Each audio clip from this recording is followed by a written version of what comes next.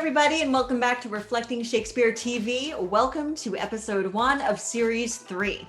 My name is Erika, and I'm a manager and facilitator for the Old Globe's Reflecting Shakespeare program that we've been bringing to people experiencing incarceration for several years, starting with folks on Yard B at Centinela in 2016. This video is designed to go inside while we cannot. So let's do this and bring on my co-hosts, James and Nikki. Hey, yes. you two. Hello. Hey. Hello. Hey. Hi, everyone. Welcome back. Here we are, bringing the magic. My name's Nikki. I've been working with the Old Globe and facilitating Reflecting Shakespeare for a little over a year now. Served 25 years of incarceration, and I love doing Reflecting Shakespeare for our system-impacted folks inside and even outside now. So thank you. All right. It is great to see everybody. 2021. My name is James. I'm a facilitator at the Old Globe on Reflecting Shakespeare program. And now let's welcome back our guest for this week. We are thrilled to have him back, Haisan. Hey, what's up, everybody? How you doing? Good. How's everyone? My name's Haisan. I'm a formerly incarcerated citizen after serving just over 24 years in the Wisconsin prison system, where I participated in the Shakespeare Prison Project at Racine Correctional Institution, directed by Dr. Jonathan Shaler. This is my third appearance with these lovely people, and I'm honored to be invited back. Yes. Well, it looks like we're all here, including those of you who are watching along with us. We're going to ask you to journal along with us too. So right now, we're going to invite you to get something to write with. Yay! So let's get it started.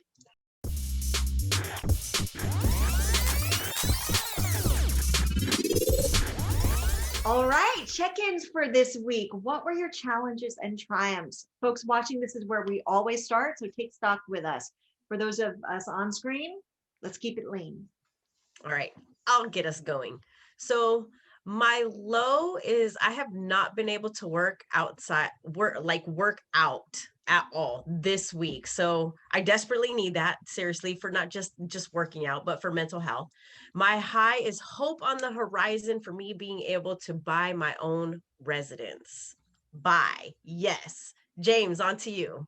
My low is I just had the flu recently, like the regular flu, not the Rona, right? So just the regular type of flu. So that impacted my work for a few days. My high is the amount of programs we have now running, like this program in a bunch of different facilities. We've got a bunch running in the juvenile system out here in California. We've just got going. So I'm really thrilled that those are all now up and running. Over to you, Haisan. Hey, everybody. I'm healing. My low is that I'm healing from a ruptured Achilles, and I really can't do anything physical. Can't work out. Can barely walk my dogs. Let them out. And it's so interesting because Nikki and I have interesting lows and highs. Her low was not being able to work out. I can't work out. And my high is that I was recently just hired as a mortgage loan officer, pending me passing my NMLS. I'll be helping people get their homes. The company that I work for has very specific products for underserved communities, and I'll be a liaison to help people help their dreams come true. Wow. Yes. That is awesome, Haisan. Yeah. All right, my low for the week is I've been anticipating a result of a grant application that would have provided entry-level paid work and apprenticeships at the Globe and other arts institutions across San Diego, and we didn't get it. And so I'm bummed. I was ramping up, had in mind that we would be providing all this work. My high is all the programs happening this week. We've got this class happening live, interactive, with 2 different juvenile court and community school classrooms. We're starting shooting this program today. Tomorrow, our first ever re-entry program culminates with our first ever presentation. And we're also going to be finishing up our first lesson of the correspondence course that's going to be sent out to Centinela. There's so much happening. Wow. I couldn't be happier. Nice. All right. And for you watching, did you take stock of your challenges and triumphs for the week? We invite you to warm up your writing with that prompt.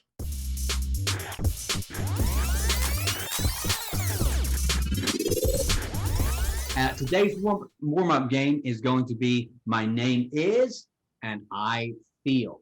I'm going to say my name is, then I'm going to say and I feel. I'm going to show you how I feel right now with a sound and maybe a movement. Then everyone repeats it back, including everyone who is watching, please. All right, here we go.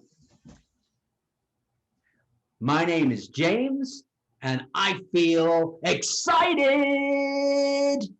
All right, here we go. My name is James, and I feel excited.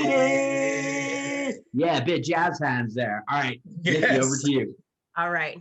So my name is Nikki, and I feel woo. All right. Ready? My name My is Nikki, And and I I feel. feel. Ooh, okay.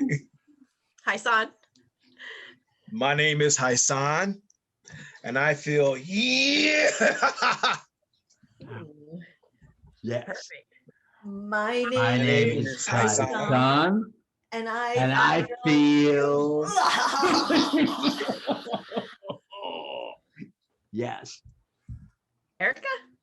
My name is Erika, and I feel yes. My My name is Erika, And and I feel. Yes. And now it's your turn out there watching. Go for it. Here we go.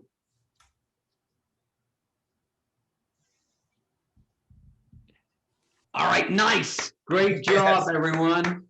Hey, Yeah. I want to give a shout out to everybody that participated in that. We all know that warm-up games can sometimes feel silly, but they really do help you get loose and get, into the mood of what you're about to do. And sometimes you can shake off a little bit of that by just getting that little bit of warm-up in you.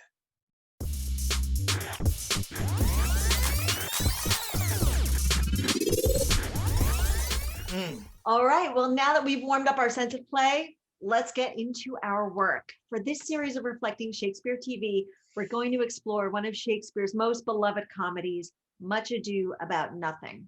We thought, frankly, we all deserved a little comedy right about now. And Much Absolutely. Ado, as the title is often shortened, we've still got meat on the bones to explore with our classic Reflecting Shakespeare writing prompts designed to investigate, how does this play relate to you? How does this play relate to me? That's really where we're going here. But for now, let's just set up the story. James? All right, sit back, everyone. We are at the beautiful house of Leonato in the town of Messina. As the play opens up, we learn that all the men have been off to fight in a battle, and today they are coming home in triumph. Receiving this news is Leonato. He's the father of the house.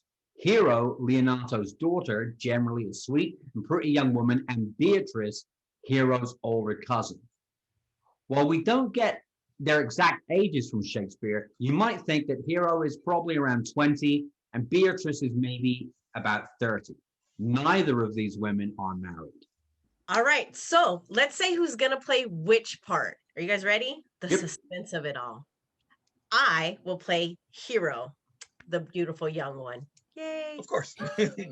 Erika, you're going to play Beatrice, the older cousin, my cousin. James, you can play Leonato, right? You're going to play my dad. So he's like the head of the household. And Haisan, you're going to be the messenger who is bringing us all of the news that gets this whole story started. No pressure. Ready? Let's go. Let's do it.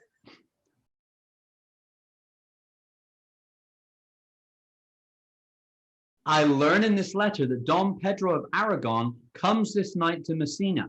He's very nearby this. He was not 3 leagues off when I left him, How many gentlemen have you lost in this action? but few of any sort and none of name. A victory is twice itself when the achiever brings home full numbers. I find here that Don Pedro hath bestowed much honor on a young Florentine called Claudio. Much deserved on his part and equally remembered by Don Pedro. I pray you, is Signor Montanto returned from the wars or no? I know none of that name, lady. There was none such in the army of any sort. What is he that you ask for, niece? My cousin means Senor Benedict from Padua. Oh, he's returned, and as pleasant as ever he was. I pray you, how many has he killed in these wars? For indeed, I promise to eat all of his killing. Ye have done a good service, lady, in these wars. A good soldier, too, lady. And a good soldier to a lady. But what's he to a lord? A lord to a lord, a man to a man, stuffed with all honorable virtues. It is so indeed. He is no less than a stuffed man. You must not, sir, mistake my niece. There's a kind of merry war betwixt Signor Benedict and her. They never meet, but there's a skirmish of wit between them. In our last conflict, 4 of his 5 wits went halting off. Who is his companion now? He hath every month a new sworn brother. It's possible. Very easily possible. He wears his faith, but as the fashion of his hat, it ever changes with the block. I see, lady, the gentleman is not in your books. No. And if he were, I would burn my study. But I pray you, who is his companion now? He is most in the company of the right noble Claudio. God help the noble Claudio, if he have caught the Benedict. Yay! Oh, That was a great read. All right, so I want to share that everyone just read this cold without a rehearsal. They're awesome. Congratulations, everybody. That was so fantastic. So let's just make sure that everyone gets the plot points, like what actually happened. Not so much our interpretation of what happened, just what happened so far. All right. The army is coming to stay at Leonato's house that night, and Don Pedro leads that army. Mm-hmm. well, and young Claudio has been praised for being a wonderful soldier. Right. Benedict has survived and is coming home too. Right. And we know that we hear that Benedict and Claudio, they've become best buddies. Right. Mm-hmm. And Beatrice has a long-standing battle of wits with Benedict, and her uncle refers to her as being merry or good-natured. Yeah. Now that I think is the most outstanding part of the scene that we receive as an audience, like the personality and the attitude of Beatrice with her battle of wits. And in this case, like wit meaning sharp-tongued, funny, but in a biting way. So let's talk about that. What does that bring up for you? Because that's the most outstanding thing of these first moments of the play. Well, I guess for me, when she starts to get into that, I immediately go to, man, she's coming like on strong, like straight away, right, about this guy. And then I immediately go to, so why is she doing that? And what's their history, right? What's the backstory about these two people that maybe we're gonna find out? Why'd she like that? Yeah, and of course these guys have been away, so there's been we don't know. I don't know if it's been discussed how much period of time has passed. So whatever had existed before has had time to fester, be it animosity or the prelude to something that she may be inviting. We don't know. But something has been festering for a very long time. And with all due respect, we know that Shakespeare's female characters have a lot more emotional depth than what may appear on the surface. So, I mean, coming into it, if I was unaware of what was going on in the script, but it was a Shakespeare play, I would expect that there was some subtext to Beatrice that was way more complicated than we could pick up just from the first reading. Oh, totally, Haisan. And I think the clue we get is I love this line when she's asking about Benedict's current friendships, which are all male. She says, the Benedict wears his faith, but as the fashion of his hat, it changes with every block. And that may have some insight into if she's got a beef with Benedict or what her annoyed, like what is driving some of this. And, but we don't know right now, but I really love that because it points to an issue about loyalty. And if you've got an issue with someone's loyalty changing, that also speaks to what you believe and what your values are. Mm-hmm. I think with this zinger too, it's like what she does is she's very, very strong in her perception of him. And really in actuality, just with that statement alone, it speaks to his character and kind of what it reminds me of. It kind of reminds me of like middle school crushes or something. Like, I got to get in there and make my point valid. And, this is what my perception is of him. I don't know. I don't know how that looks, but definitely that's what's coming up for me. It's like, when I think about something like that, it's like, oh, that was a strong jab. So obviously, when people or things are irrelevant, they're irrelevant. But when they're relevant, and they like Haisan was saying, when it resonates a little bit deep, and you have a time to ruminate over that, and you have a time to fester over that, you're coming sharp like that, and you're coming deep with that, because there's been some type of wound there in some way, shape, or form, or some type of interest there, and maybe even a state of denial, kind of, Yeah. I was Yeah. just thinking about, when you can be in a bunch of circumstance, and when someone says something about someone really strongly, like it's really loaded, when you hear them, I immediately go to, wow, what happened? Yeah. Right? It just gets real simple. Like, what happened? What went on? Right. Mhm. That denial is the edge to that. What denial that she mentioned is the whoa. Yeah. I have two quick thoughts that I just want to share. I had to look up, like she first says, tell me if Senior Montanto has come back and she's playing. And I was like, that means nothing to me. What's the joke there? I bet that means something. So I had to look that up. And it turns out that is an upward thrust motion in fencing. So like, oh, she's saying is Senior up thrust, or I don't know if that upward motion may have a double entendre, a male thing, a little bit of an adult joke there. But I thought that was interesting. And, that's the thing with Shakespeare, that if you're seeing the play rather than reading it, an actor can help physicalize the joke when the language is archaic. Right. They can right. do that research. And this is one of the reasons why I never really liked just reading Shakespeare in English class. For me, it has to be alive and has to be heard. The Right. other thought I just want to share is, I'm curious what your personal response is to Beatrice. When I see this first scene, I like Beatrice. Oh, I'm like, yeah. this is a woman I want to Yeah. hang out with, and I never want to get on her bad side. But Mhm. but like, her wit is attractive to me. Like, she's sharp and funny, and I hope her beef isn't with me because then I'll get smacked down. But I'm really attracted to this character. I don't know what you guys think. She's spirited, most definitely spirited. Yeah. And, real quick, Erika, I remember reading, I just made a note about it, that if there is a dirty double entendre that can be implied in Shakespeare text, it's intentional. Yeah. The idea that Shakespeare is so highbrow is really not the case. No, he's Yeah. filthy. Yeah. It's not that at all. So let's do a quick write.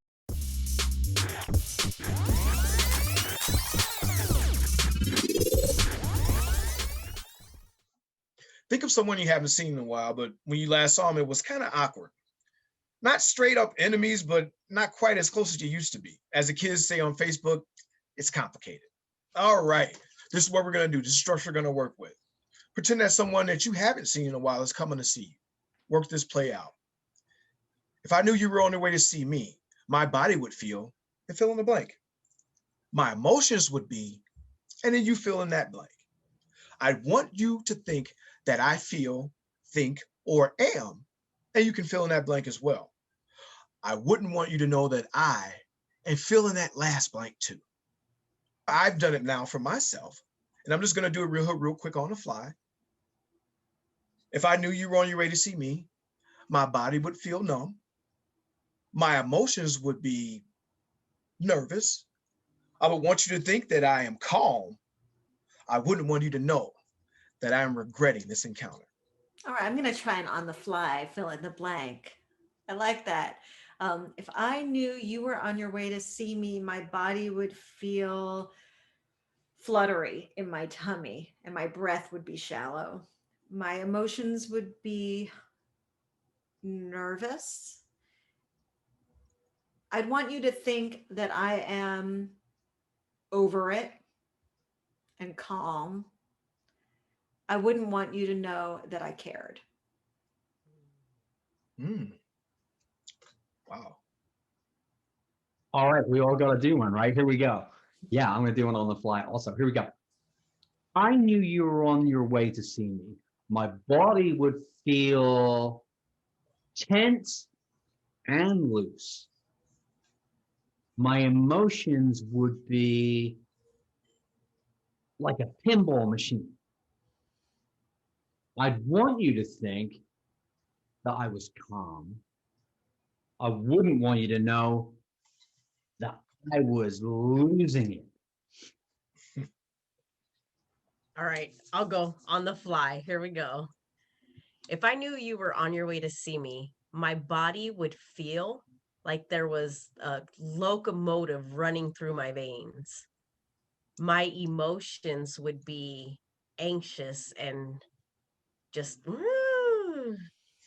I'd want you to think that I feel calm, cool, and collected. I wouldn't want you to know that I feel like James. I'm losing it. Nice. Great.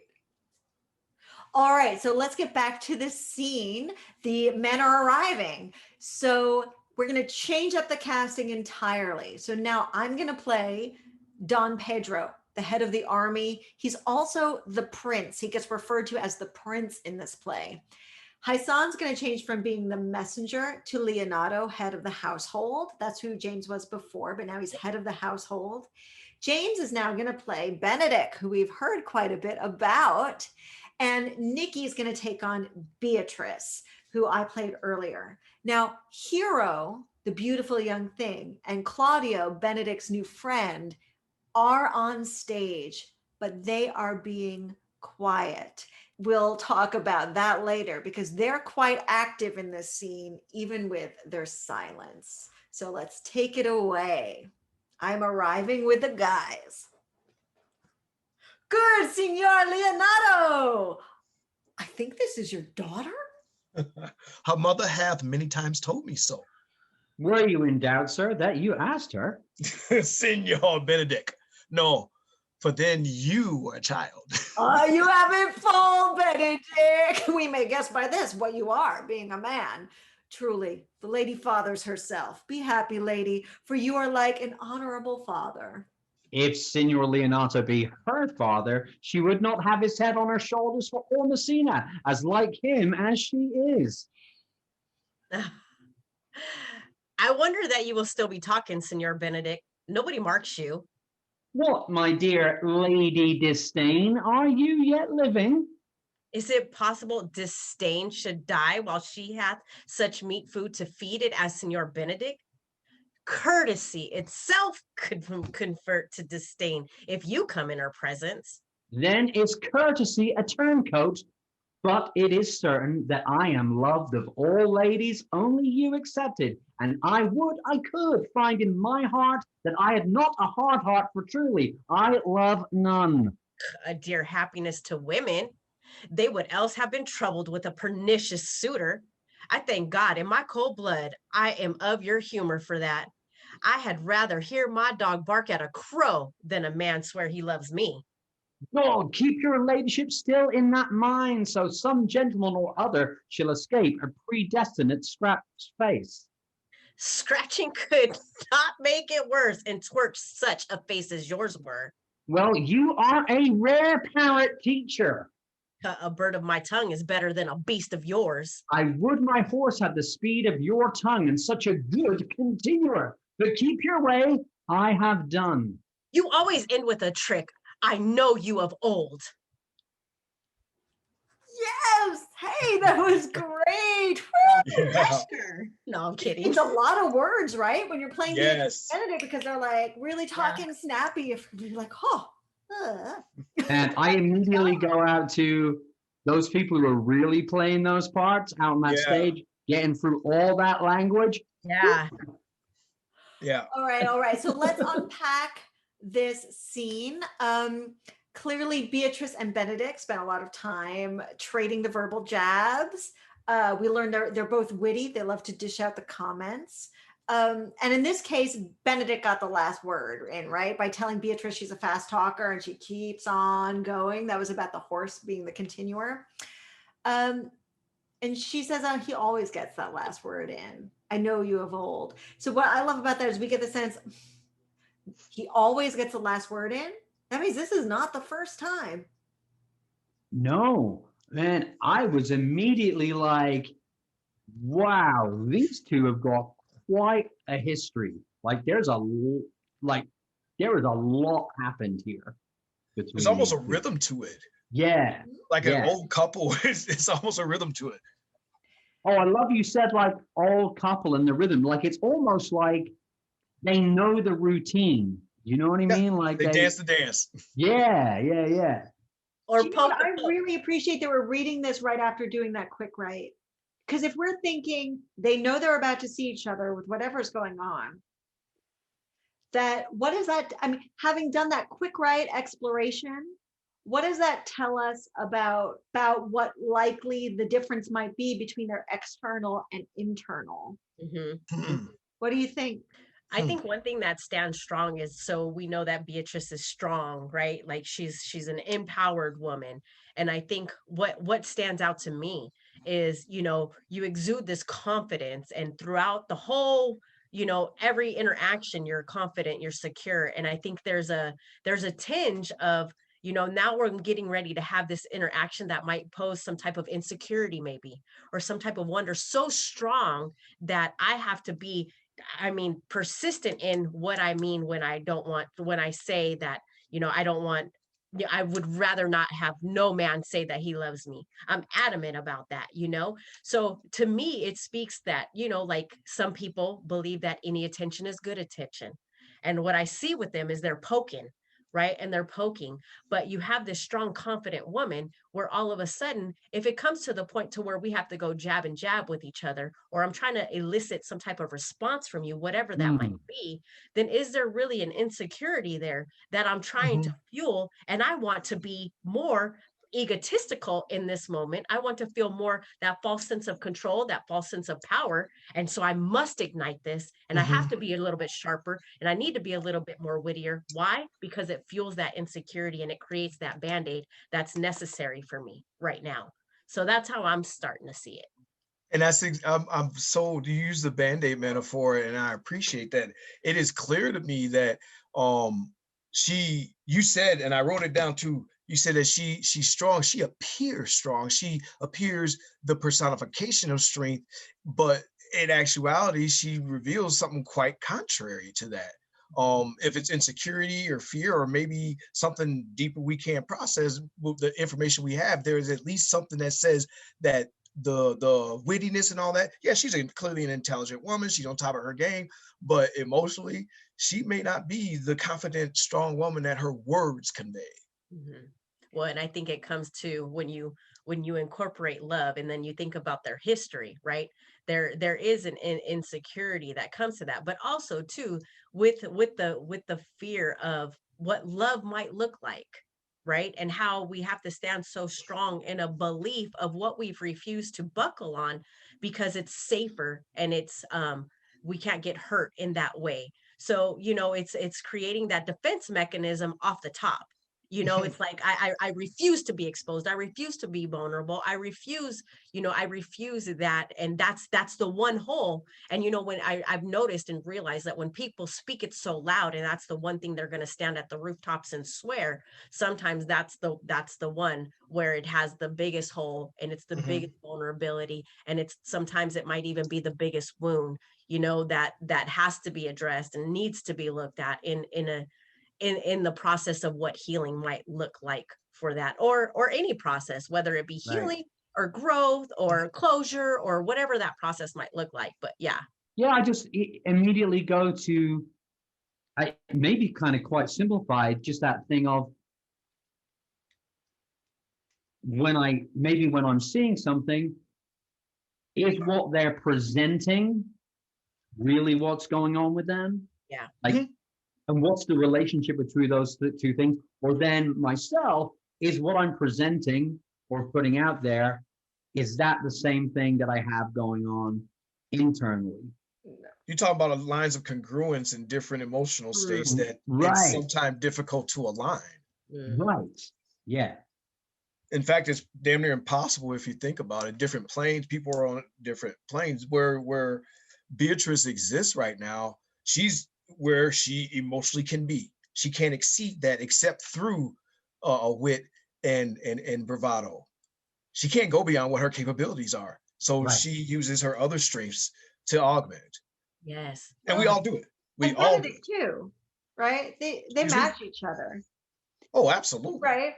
I was thinking that Nikki earlier said when you think of their relationship, and what Beatrice and Benedick. And I want to point out that we don't know what their relationship is. Yep. So if we're thinking of their relationship, we're imagining it. Mhm. We're imagining it based on the evidence we see in the, we can probably be like, oh, but this probably happened. But the truth is, in this play, only they know.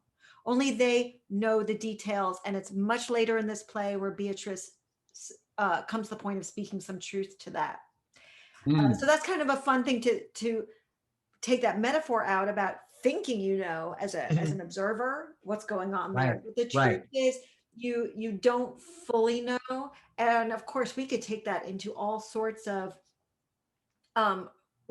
moments where that has impacted us, making an assumption about what's going on, finding out later because it seems to be a certain truth, and finding out later maybe that wasn't the case, or maybe it was. The other thought I had right now is Beatrice is frustrated that Benedict gets the last word in. Well, I noticed Beatrice makes sure she gets the first word in, right? Right. And what's that about? And she starts with, no one's listening to you. Yeah. Really? What an ironic thing to say. Mm-hmm. Because clearly she is, And right? She got to be listening to say, she has to be. oh, you're still talking? Right. No one's Right. listening to you. Right. Except you, Beatrice, because clearly you're making a comment about it, right? Mhm. So Take a note. that's something that's so much fun about that, about how we can think like, I want to show that I don't care. I mean, that's what I shared earlier in the quick write, right? I want to show that I don't care, but I'm belying myself. I'm actually showing that I care in some degree. And that's fun. Yeah. Haisan. No, I think that maybe maybe I'm going too far, but her last the scene we read, she said, "I know you of old." Maybe the last time they interacted, he got the last word too, and she's been practicing this interaction in her head the whole time, and then it scene ends, and he got her again. Speaking of the practicing this the whole time, this is the moment to point this out. This is the first scene in the play, and all the men are coming home from war.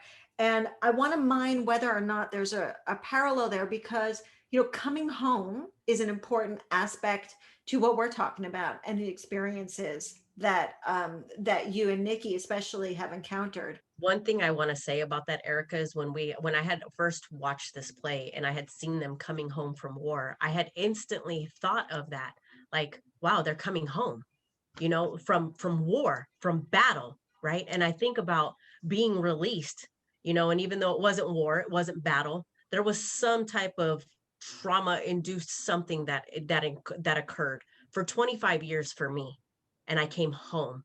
Right? And what does that invitation look like? Or what does that celebration look like versus how it is that they were received coming home from this war, you know? And I look at it like, you know, they came in as an entourage, right? There was a bunch of soldiers that ended up coming home, and what that looks like when who's going to welcome you, who's going to embrace you, who's going to hold on to those old resentments, who's going to judge you, you know, who's going to accept you, who's going to help nurture you and help you grow. And it was so funny when I had seen that, you know, and I seen them marching in. That's the first thing I thought, like, they're home, like they made it home, you know, and they made it out alive. Wow, and reflecting on your present words, just you know, not every return home is filled with fanfare. Yeah. You know, not every release is this great exhale. You know, the struggle begins when you get when you get to that point. For the soldier, the struggle begins typically when I know so many veterans who struggle after. So, and for me personally, you say who's going to embrace me? Who's going to love me? I mean, I got 7 violent felonies. I spent all my adult life in prison. I had a color of skin that is not welcome in this country. I'm economically depressed. I had left in $2,000 when I got out. I have the type of criminal background where every door could easily be closed in front of me. Um, so release being a relief? No. Release is when I started had to get to work. And it's probably the truth in some metaphorical way in every situation. And in the context of this, okay, they were out to battle and life kind of ceased on land, real life situations, real life relationships. Well, now you're back. And the toils and spoils of war behind you, now you have to exist where you were and pick up where you left off, so to speak. And that's not always a pleasant endeavor. Beatrice brings her disposition, Benedick brings his, and and Erika touched on it. We just have this little bit of information, but it seems like we have a wealth of information. I imagine what must have been running through Benedick's mind when Don Pedro or whatever sent down, we're going to Leonardo's house is where we're stopping. Yeah. Where can we stop somewhere else, sir? Right? I don't know that I want to confront that yet, or I don't want anyone to know how excited I am by that. I mean, we don't know. We don't know. The other thing I wanted to ask, behavior like this that you've seen inside, if you have this kind of the people who are quick-witted, who operate by that, what they gain, what they hide, how does that operate in your experience inside in particular? Every dude that I daggone near met, and everybody has got a role to play. And it's a microcosm of society. Everybody has their own specific niche. And the fast talking, slick talking, rapping Ron. We had a dude we call rapping Ron because every single time he came to talk to you, rapping Ron had a quick thing he wanted to say, and he always had a little rhyme he wanted to put in the way so that you knew he was talking to you and he was gonna help you spend your day, because that's how rapping Ron kicked it. And he wanted to get a noodle from you when he was done with all that, because rapping Ron had a game. So we deal with it. It's part of the life. It really is. And we encounter it in you got the guy who, his niche is to be the smart guy. The other guy is to be the gym guy. And the other guy is to be the guy who want to help the police out. You got, everybody's got a role to play, and that's how it is. So yeah, there were plenty of rapping Rons. And I'm sure Nikki, maybe if they're not a rapper, maybe it's a rapping Rachel, but I'm sure that Nikki's got some experiences that are similar to that as well. Yeah, absolutely. It definitely, it just touches on, just exactly like you said, everybody has a role, and everybody has figured out strategically and created a way to shape shift themselves on what is going to help them survive in this environment to the best of their ability. It's all about being able to survive where you're at and make the best of your situation. And, until you alter that thinking and use it in a positive way, your point is you're going to survive, and you're going to do whatever means necessary, especially in an environment where it perpetuates a demand to, you better survive this one. Yep. Hey, aside from all of this amazing stuff, I just want to point out, the difference between reading and seeing something live on stage. Claudio and Hero were not in the scene at all in terms of dialogue, but they are on stage looking at each other silently, clocking each other. Life is changing for those two characters who are quiet. And if you're reading, you might not know that till later, but what you get in the scene is you see this connection happening between two silent people while two people are having it out, and there's this double dynamic going on. And that's also a whole other area of discussion about assuming that those doing the most talking have most to say. Not true, right? That those who are silent don't have a lot going on with them. That's a mistake made by a lot of teachers in class, right? Assuming stuff about students who are being quiet. So I just want to add that dynamic as an observation to what's going on. Awesome, Erika. Thank you so much for catching us up and reminding us that we have something going on and brewing in the background, as we do anywhere and everywhere, right? Whether it be on stage or in real life. So what that leads us to is posing the opportunity to talk about our reflection questions.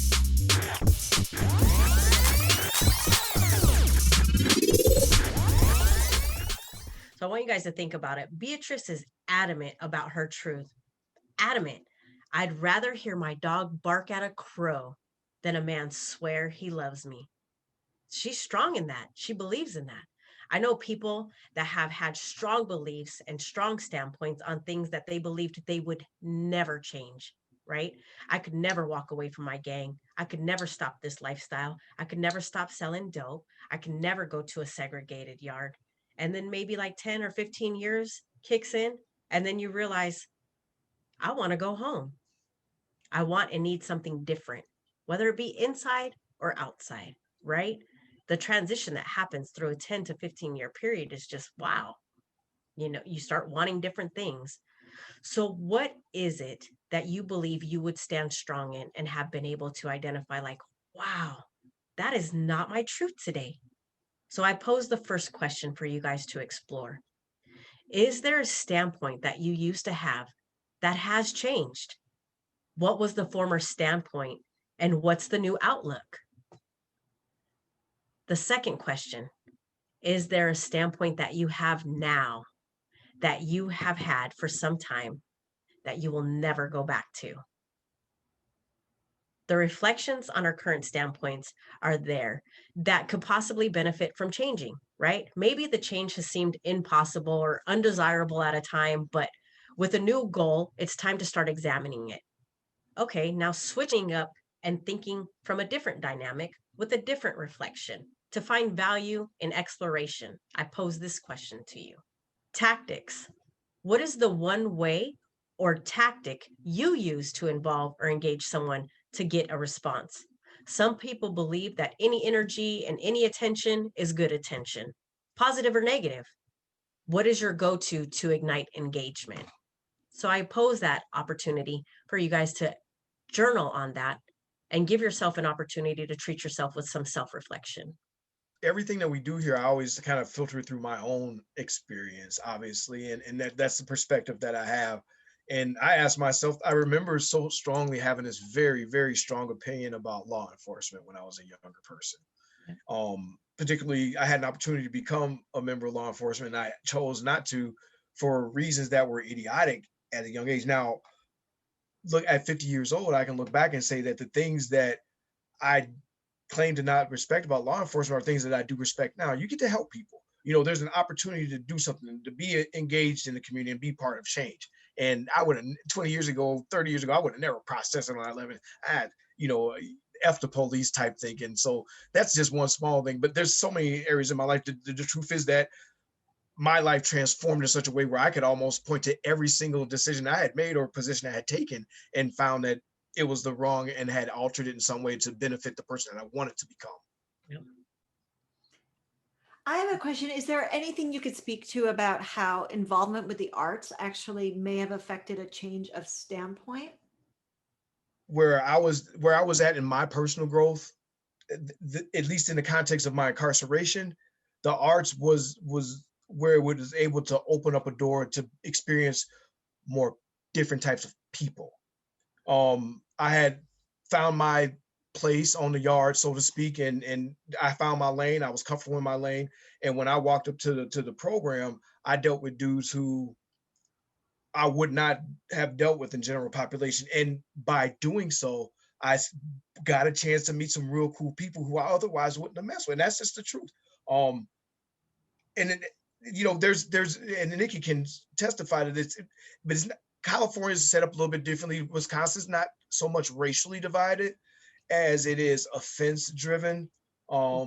There's a hierarchy, there's an offense hierarchy, and without being specific, we all know who's on the bottom, and the fight on the top is always debatable. But at the end of the day, you never want to be on the bottom. And you know, if you're on the top, you're really not on the top because that means you're going to be there for a while. So I walked kind of in the middle, and some of the people that were in the project may have had an offense history that was objectionable to some, and I normally would not have been around them, but I got to deal with them without any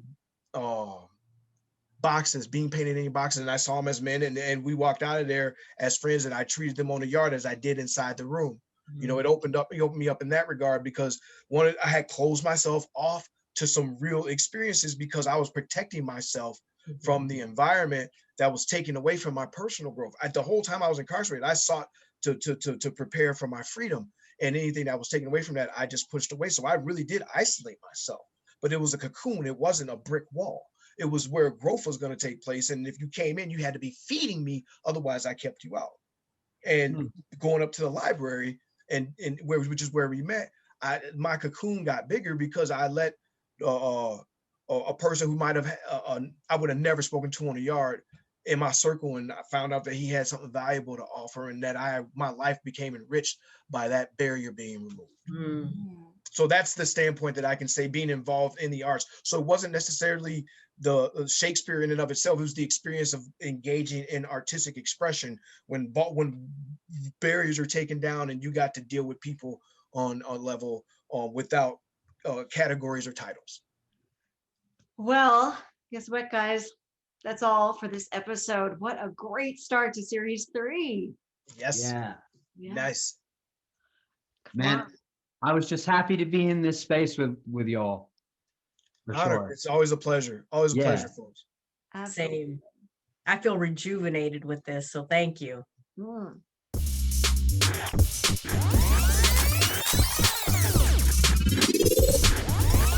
We know how this goes by now, right? So we're going to end our program in this space as we do when we're working in our in-person spaces. And we're going to do a one-word checkout, which is one word describing how you feel right now. Nikki, I'm going to throw it to you. Rejuvenated.